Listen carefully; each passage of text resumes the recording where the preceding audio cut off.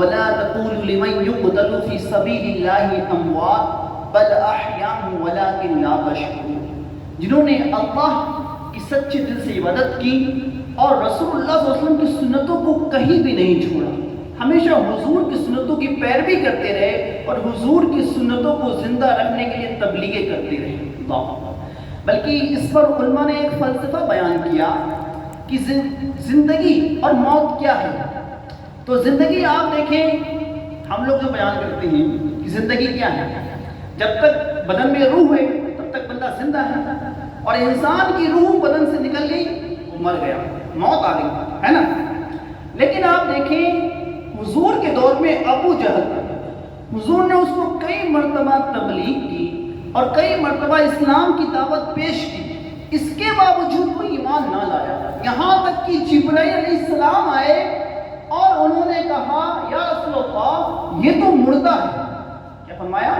یہ تو مردہ ہے۔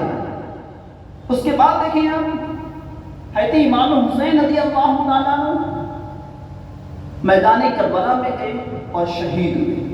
ان کے علاوہ کتنے لوگ اسلام کے خاطر شہید ہوئے؟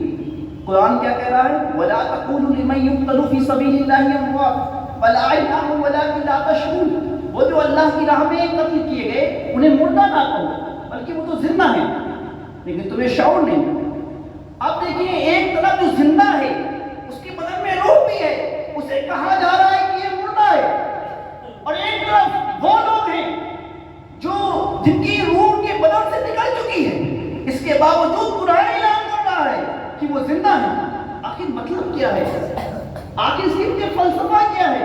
پتہ لگا، معلوم ہوا جو عداوت رسول میں ہے وہ اگرچہ زندہ ہے لیکن مر چکا ہے، مردہ ہے، اور جو عشق رسول میں ہے اگرچہ اس کی روح اس کے بدن سے نکل گئی پر وہ زندہ ہے، پر وہ زندہ ہے۔ اسی لیے تو اللہ نے کہا تو زندہ ہے واللہ، تو زندہ ہے واللہ، میرے چشم عالم سے چھپ جانے والے۔ تو عشق رسول میں جو لوگ زندگی گزارتے ہیں، قرآن کا ان کے لیے اعلان ہے فَاذْكُرُونِي أَذْكُرْكُمْ، تم میرا ذکر کرو میں تمہارا چرچا کروں گا۔ وہ لوگ قیامت تک لوگوں کے دلوں میں زندہ رہتے ہیں۔ خطبہ مسلمہ کے بعد ہم نے جو آیت کریمہ تلاوت کی ہے اس کا ترجمہ سماعت کریں۔ اللہ تبارک و تعالیٰ قرآن مجید میں ارشاد فرماتا ہے یا ایھا الذین آمنوا لا تأکلوا اموالکم بینکم بالباطل، اے ایمان والو باطل طریقے سے آپس میں ایک دوسرے کے مال نہ کھاؤ۔ اے ایمان والو باطل طریقے سے آپس میں ایک دوسرے کے مال نہ کھاؤ۔ اب باطل طریقے سے مال کھانے کا کیا مطلب ہے؟ باطل طریقے سے مراد وہ طریقہ ہے جس سے مال حاصل کرنا شریعت نے حرام قرار دیا ہے، جیسے سود، چوری اور جوئے کے ذریعے مال حاصل کرنا، جھوٹی قسم کھا کر، جھوٹی وکالت کر کے، خیانت اور غضب کے ذریعے مال حاصل کرنا، اور گانے بازی کی اجرت، یہ سب باطل طریقے میں داخل اور حرام ہے۔ ظاہر سی بات ہے، بعض یعنی اپنا مال باطل طریقے سے کھانا، یعنی گناہوں نافرمانی میں خرچ کرنا، اسی طرح رشوت کا لین دین کرنا، ڈنڈی مار کر سودا بیچنا، ملاوٹ والا مال فروخت کرنا، قرض دبا لینا، ڈاکہ زنی کرنا، کسی کی زمین کو دبا لینا، اس پر اپنا مکان وغیرہ بنانا، یہ ساری چیزیں کیا ہیں؟ باطل طریقے سے مال کھانے میں آتی ہیں۔ ایک دوسرے کے لوگ باطل طریقے سے مال کھا رہے ہوتے ہیں، تو اللہ تبارک و تعالیٰ نے اس سے منع فرمایا، یعنی حرام چیزوں کے کھانے سے رب تعالیٰ نے منع فرمایا۔ آئیے اس کے متعلق حدیث پاک سماعت کرتے ہیں۔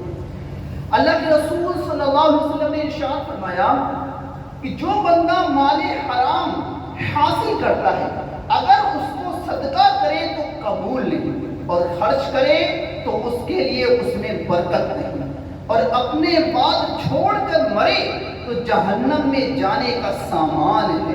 اللہ تعالیٰ برائی سے برائی کو نہیں مٹاتا، ہاں نیکی سے برائی کو مٹا دیتا ہے۔ بے شک خبیث کو خبیث نہیں مٹاتا۔ یعنی برائی کو برائی نہیں مٹاتی۔ دوسری حدیث پاک سماعت کریں، اللہ کے رسول صلی اللہ علیہ وسلم نے ارشاد فرمایا کہ اللہ پاک نے اس جسم پر جنت حرام کر دی ہے جو حرام غذا سے پلا بڑا ہو۔